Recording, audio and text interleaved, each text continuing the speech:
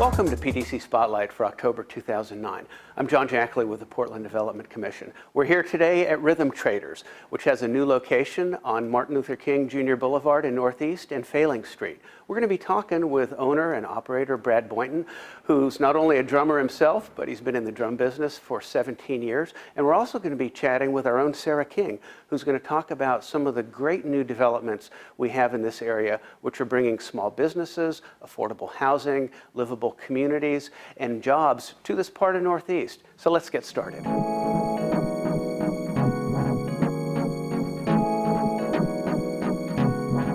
Working with the local community on Martin Luther King Jr. Boulevard has been a long-standing priority of PDC's. Since 1993, we've put over $75 million into this business corridor. We've added affordable housing, storefront grants, small business loans, and basically we work with people and their dreams to find ways to make small businesses a reality. You know, here in Portland, over 80% of all the jobs are produced and maintained by small businesses. So small business is a critical priority of PDC, and there's no area more important to us than North and Northeast Portland, particularly the commercial corridor here on Martin Luther King Jr. Boulevard. As we started adding jobs, housing, and business opportunities, we decided that we really needed to take advantage of the momentum that we'd already created by working with the community. So we put together a special team made up of representatives from all the different neighborhood organizations, businesses, citizen activists, and just people from the neighborhood. We put them together with our folks from PDC, and we created a Martin Luther King Jr. Boulevard Action Plan. This plan has 35 separate items: public-private partnerships, affordable housing, jobs for small businesses.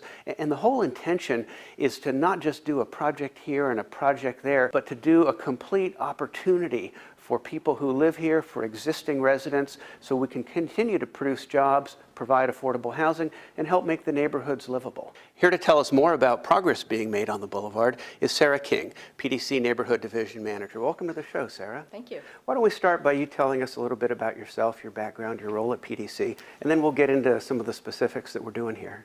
Sure. I've been at PDC for 10 years. I've been working in North and Northeast Portland now for about 3 years. Previously, I've been working in other parts of the city. I manage a team of 8 folks, and our jobs basically is to oversee and deliver projects here in North and Northeast Portland which enhance the livability of the area. So what are some of the things that we're going to see in the future on the Martin Luther King Jr. Boulevard? And then we'll kind of talk about the action plan and some of the background that we've got. Sure. What we're going to be seeing in the near future on the boulevard are the completion of some of the construction projects that are underway, such as the townhouses at Fremont and Martin Luther King Jr. Boulevard. We are also going to be seeing additional businesses pop up. We are talking to businesses all the time who want to take advantage of our loan programs. I think with the economy, even though the economy may be a little slow right now, it is amazing how many people are out there with businesses that are waiting and ready to grow, and people that want to start their own businesses. And this isn't a new commitment by PDC. We've been at this for a long time. We have. We've been at this, actually working on the boulevard since 1993. And in fact, here, Rhythm Traders is a great example of how we do support businesses. Rhythm Traders is new to the boulevard. They've got a great new space here. They've done a great job with the building that they bought here, and we were able to help them out with some of that. So to get results, you need a plan, and PDC has put together a Martin Luther King Jr. Boulevard Action Plan. Tell us a little bit about kind of what went into it and what are some of the specifics and the key action items. Sure. Well, as I said, we've been working on Martin Luther King Jr. Boulevard since 1993. However, in 2006, PDC and the community decided that there was really more work that could be done, and we wanted to have a focused effort with some key action steps. Sure. So we developed the Martin Luther King Jr. Boulevard Action Plan, and that plan emphasizes really 3 key areas. 1, improving the boulevard as a place for businesses and helping businesses, particularly small businesses. 2, continuing to encourage new development, new buildings that can provide places for businesses and jobs for the local community. And 3, continuing to help Martin Luther King Jr. Boulevard be a better boulevard for pedestrians and transit. So those are the things that we're starting to focus on. Some of the things that we have accomplished since 1993 include bringing street parking back to the boulevard to enhance the business climate, initiating storefront loans and business loans to help the businesses and property owners, and initiating catalyst projects. We actually have initiated 7 catalyst projects along the boulevard, many of which are under construction now, some of which, such as Vanport Square, have been completed. In addition to the projects that I mentioned, PDC has started to invest in affordable housing along the boulevard, and shortly we will see the Miracles Club project break ground. That will be both workforce housing as well as a new space for the Miracles Club itself. It's going to be a pretty exciting project, and it's going to have a big impact on that part of Martin Luther King Jr. Boulevard. Tell us a little bit about PDC's Catalyst Project strategy. Sure. Well, in 1993, this boulevard looked very different than it does today. And the idea was that PDC wanted to work with private investment to leverage that private investment for big impacts on the boulevard.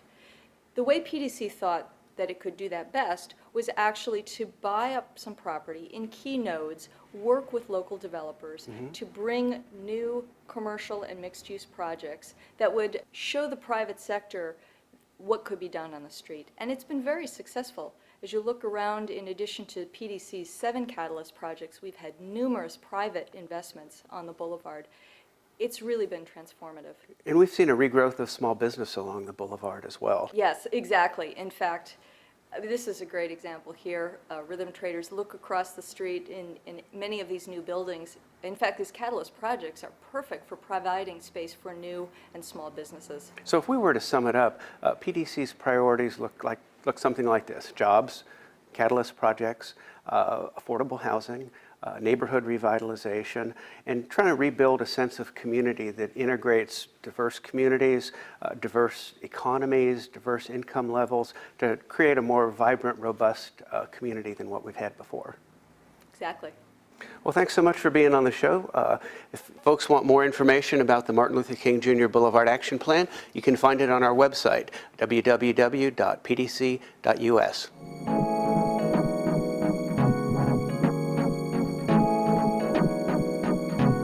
Portland Harbor is a critical part of Portland's economy, and we've got a great opportunity now to make it even better.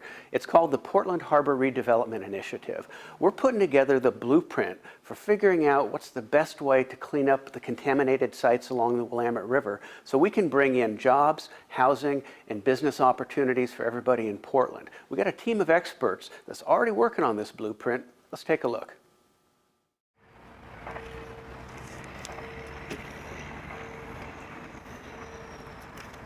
Hi, I'm Paul Slyman with the Portland Development Commission. The Portland Harbor Redevelopment Initiative is an economic development project aimed at helping the redevelopment of vacant and underutilized industrial land affected by pollution in Portland's working harbor. Our goal is to help return these lands to productive use, facilitating new jobs and businesses. The redevelopment of Portland's harbor has a ripple effect on the economic growth of our city, state, and region. The Harbor Ready initiative is steered by a committee consisting of partners from our city and state, representing the many different organizations and interests or expertise is needed to comprehensively address the broad range of issues facing redevelopment. As we work with property owners, regulators, and prospective companies, our plan is to take lessons learned and apply them more broadly to other sites entangled in these same issues to allow for the creation of jobs and a more sustainable economy. The goal of the Harbor Redevelopment Initiative has to be to help new businesses avoid the upland contamination liabilities, the Superfund sediment liabilities in the water, and then thirdly, these natural resource damages liabilities that are lurking out there. And we're trying to develop new tools and refine existing tools to help these businesses avoid those 3 categories of liability. Steve Kuntz from the City of Portland's Bureau of Planning and Sustainability has been working on the city's economic opportunities analysis, projecting land needs for Portland's growth over the next 25 years. Portland is one of the areas in the country where industry has been growing in recent years, in recent decades, in metals, in high tech, in distribution, a variety of fields. Our biggest unmet land need is for industrial land, and as the land supply tightens, the result of that is less job growth potential in the city, and it will potentially go elsewhere in the region or to other regions. Brownfields are a significant opportunity to help close that gap. The involvement of private organizations, like the Portland Business Alliance and Columbia Corridor Association, are key to the success of Harbor Ready. The harbor is an important employment lands area, and the jobs that are located here or could be located here are good jobs, and they're important. Keeping these sectors is really important to keeping our region competitive in these industries. Harbor Ready enables us to work cooperatively and strategically through all of the issues involved toward the goals of creating new jobs and businesses while ensuring environmental problems are managed fairly and effectively. Our site-by-site approach, coupled with continued research, is helping us spur development and create a vibrant, prosperous working harbor.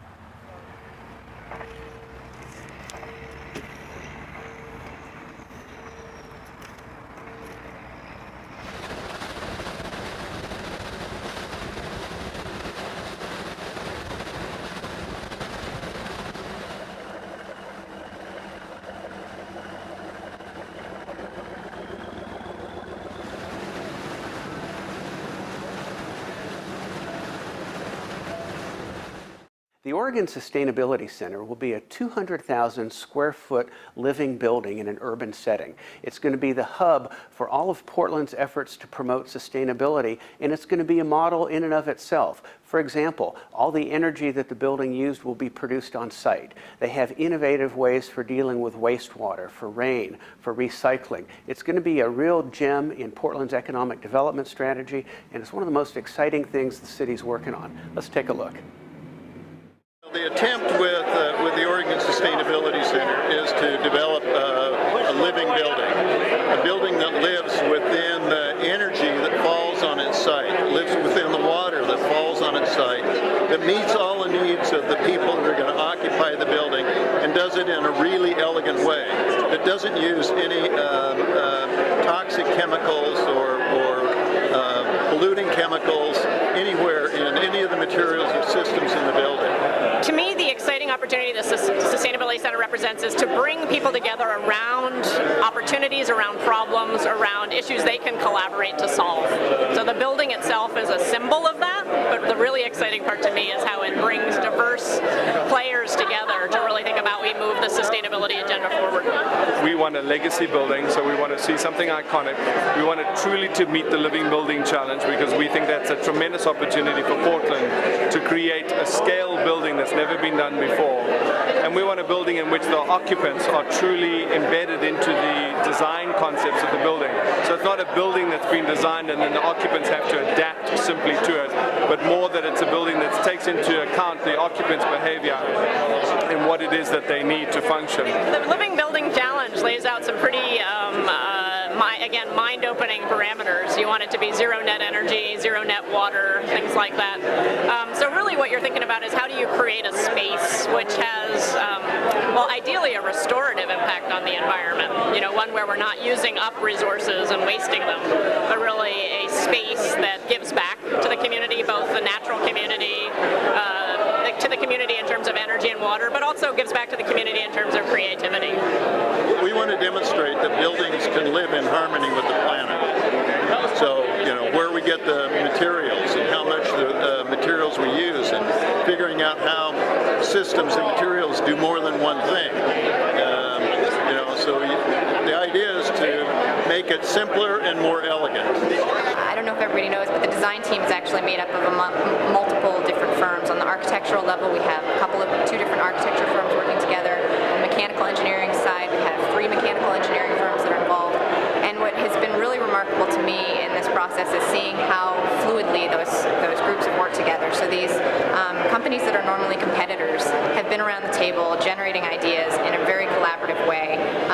That's been really exciting. And you look around the table, and at points I was just thinking, wow, you know, I would never have even guessed that these people work for different companies, that they're normally competitors. It's just so collaborative. And I think that really speaks to the Portland design community, that sense of collaboration and teamwork.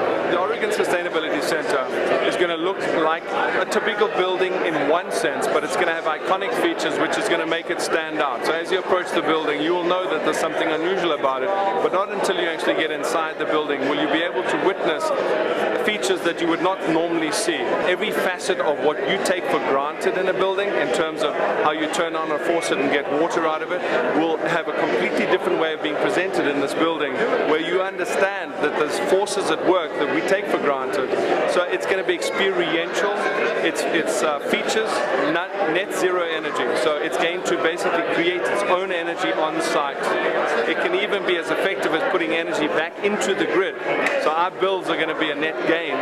It's going to use locally sourced materials. That's a very important thing. Most buildings are put together with materials coming from around the world, high carbon footprint. What we're looking at in this building is everything's going to be locally sourced. So these are the aspects that are going to distinguish this building from any other building that people go into. As you can see from all the materials that have been generated, there's been this incredible outpouring of interest and expertise and creativity on building one of the most significant projects that I think the city and the region's going to see for quite some time. And Sam has been a tremendous supporter, and he's been pushing us as a team. He helped put many of us together, the Portland Development Commission, the Oregon Living Building Initiative, the Oregon University System, Portland Community College, the city. All of us have come together with a common purpose of trying to build one of the most significant building projects globally, in one of the most significant, what we hope to become eco-districts within Portland State. So we're very excited about the project, and we're very excited to have a champion in our mayor who's really been pushing us all along. So without any further ado, Mayor Adams. Thank you. Thank you. Well, as most of you might know, it is my goal for our city to be not just the most sustainable city in the United States, which I was really honored recently to pick up the Sustain Lanes Award for Most Sustainable City in the United States for the third year in a row, Portland, Oregon. This is a cornerstone of the new emerging Green University District that will be like no other eco-district in the United States. And so, from a very grateful City Council and from a very grateful city, thank you very much.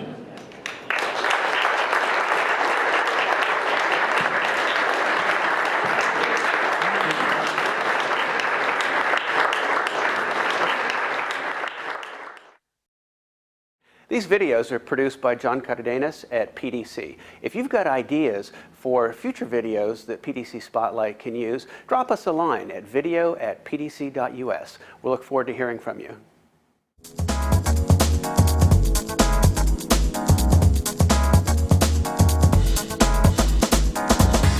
I'm here this morning with Brad Boynton, the owner and operator of Rhythm Traders. Brad's been in the drum business for over 16 years, and now he has a new location here in the neighborhood at Northeast Martin Luther King Jr. Boulevard and Failing Street. Brad, welcome to the show. We really appreciate your letting us shoot here.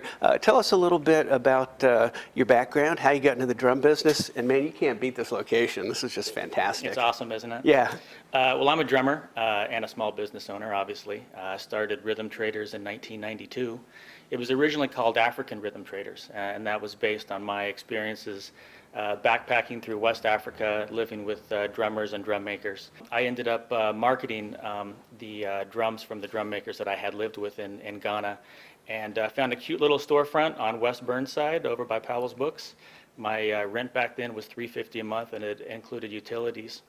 So I opened up shop. That was about 17 years ago, and I've moved 3 times since then.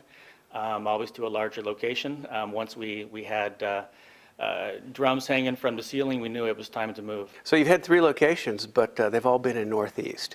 What is it about this area that appeals to you so much? You know, when I had the little storefront on Burnside, I realized that a lot of my customers lived on the east side. And the thing about the east side is there's a lot of really vibrant neighborhoods. I mean, if you just look at the streets, Belmont and Hawthorne, Alberta, Mississippi. So I wanted to be near my customers, near all these vibrant neighborhoods. But also there's, you know, just from an ease standpoint. There's less congestion. Parking is really simple. And also the affordability aspect. Sure. I was able to, rent a storefront, and it was within my means. And also, it's an affordable place for Portlanders too. Sure. So, Brad, you've worked with PDC before in the past, right? Absolutely. As a tenant in our last storefront, we used a storefront improvement grant to paint the building. And so here at your new location, we also partnered with you to try and make the business a success. So let me ask you, what was it like working with PDC? Don't pull any punches. This is something everyone kind of wants to know. We get a lot of questions about it. How was your experience? Well, actually, it was a pretty smooth process. When I came into it, I knew that this building had some exterior needs, and so I knew that I was going to do the storefront improvement program. I didn't actually know about the other programs that I ended up using at that time. Which ones were those? I used Development Opportunity Services. It's also called DOS. That helped me do feasibility studies to find out what I could and could not do with the building, and also to we brought in consultants to look at the mechanical systems, structural. We talked about seismic issues, so it gave me a sense of what I was getting into before I started the project. So now that the building's been done, the business is starting to get off the ground. How are things? How are customers? How do you like it here in the neighborhood? It's awesome. Actually, I got a great welcome from the neighborhood, from all the businesses down here. It really feels good to be a part of a neighborhood. Our last storefront, it was in the Lloyd district, which is more of a commercial area. And so after about 5 p.m., it really gets quiet. So here, there's just a lot of positive traffic coming and going. A part of it is our customers, but also we have a lesson program down here. So there's kids coming and going, taking lessons. There's ministers coming down to buy tambourines for the churches. And so there's just a lot going on. Boy, that's great. So are you still playing in a band yourself now? I do. That's one thing that won't stop. I play timbales in a Cuban band right now. Oh, cool. When's your next gig? Tonight. Awesome. And that's our show for today. I'd like to thank Sarah King at PDC for sharing some of the cool developments here in the neighborhood. We'd really like to thank Rhythm Traders and Brad Boynton for sharing their location, for sharing his experiences, telling us about what it's like to work with PDC as a small business. You know, Brad mentioned earlier that he plays in a Cuban group. So if you want to hear some great salsa music, go to Mississippi Pizza on the 1st and 3rd Fridays of every month. I'd also like to thank the North Portland Media Training Center and the Scanner Foundation for helping us produce and do these videos. I'm John Jackley. Thanks for watching. See you next time.